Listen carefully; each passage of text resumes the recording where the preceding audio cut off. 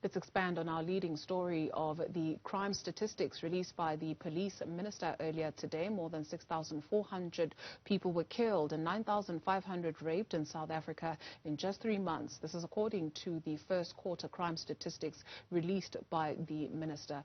Dr. Johan is an independent crime and policing expert. He joins us right to weigh in on these latest statistics. Dr. Berger, thank you very much for availing yourself this afternoon. Almost every quarter you look forward to the crime statistics, but you know it's going to paint a bleak picture. For you at least, what does this quarter tell you? Yeah, thank you. Good afternoon. Just my initial thoughts are that the stats look slightly better than the previous quarter and the comparative quarter last year. But I think the concerns remain with especially serious and violent crimes such as murder, that although it is much lower than the same quarter last year it was, or the previous quarter, it was just over 22% increase. And in this quarter, it was 11.5%.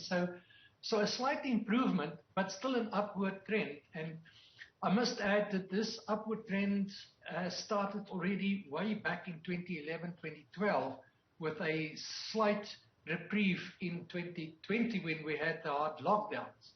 But this is worrying that in spite of a slight or lower increase in this quarter, the problem is that we are continuing with the upward curve in our murder rate. And this is worrying. And the same goes for aggravated robbery in all its subcategories, such as with carjacking in particular, but also cash and transit robberies and so on.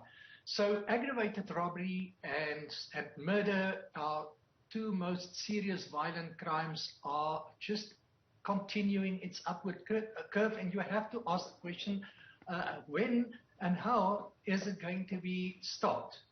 So, and in particular, my concern is also with the, apart from sexual offences, which along with assault have shown some decreases in this quarter's report. Of course, there may be many explanations for this, but at least the stats shows that it's down in comparison with the previous year. But I am in particular concerned with murders and assault against women and children. Assault against women in this quarter increased by 53% compared to last year. And in terms of children, it increased by 46, just over 46%. So we remain in a serious position as far as especially our serious and violent crimes are concerned. Dr. Berger, the police minister also noted that South Africa is brutal and dangerous for women and children. We'll get into that aspect in a few moments, but the men and women in blue who are also tasked with combating crime, it would appear also from the crime statistics that they are not safe, just like you and I, with 18 police officers killed during this period as well. Yes, I mean, you know, we can expect our police officers to be seriously injured and even killed in the course of duty, keeping in mind that they are on the front line, you know, at all hours of the day and the night. And they are confronting some of our most serious and violent criminals. So my sympathy goes out to the families of those members who are killed and seriously injured. And this continues, although there was a slight increase from 31 to 18, 13 fewer police officers killed, but it's still a serious position of you know, losing so many of our police officers in the line of duty. How worrying is this that the police investigated 284 dockets of multiple murders with 664 victims?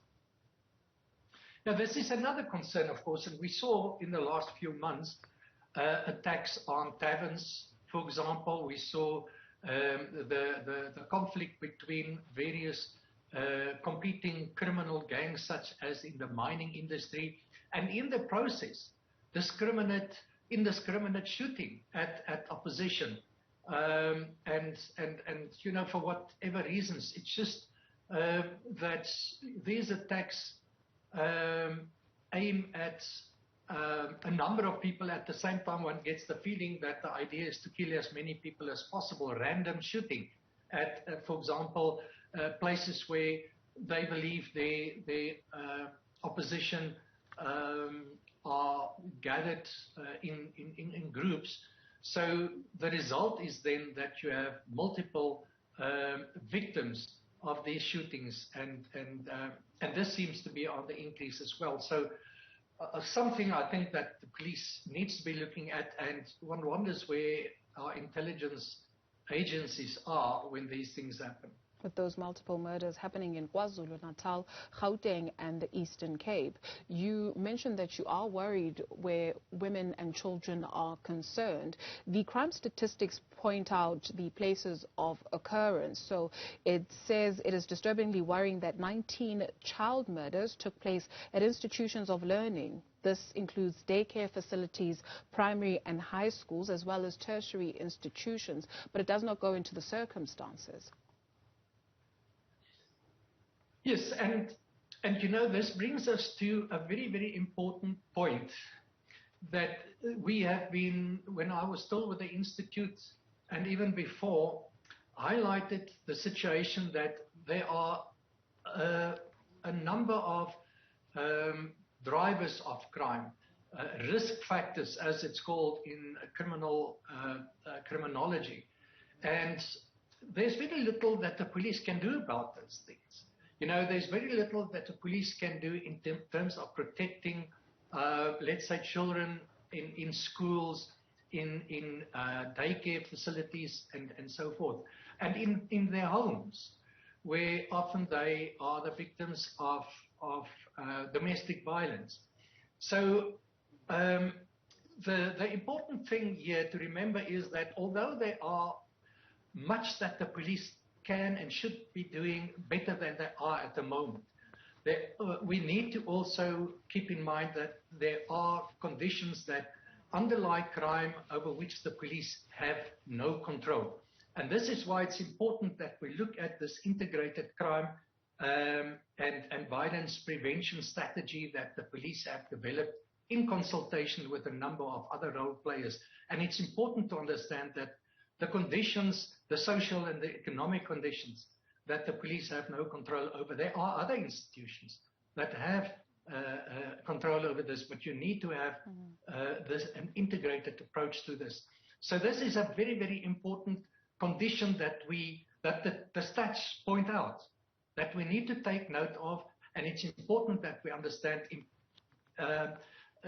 separate from all the changes and reforms that needs to happen in the police service, we also need to reform the way that we look and understand crime prevention.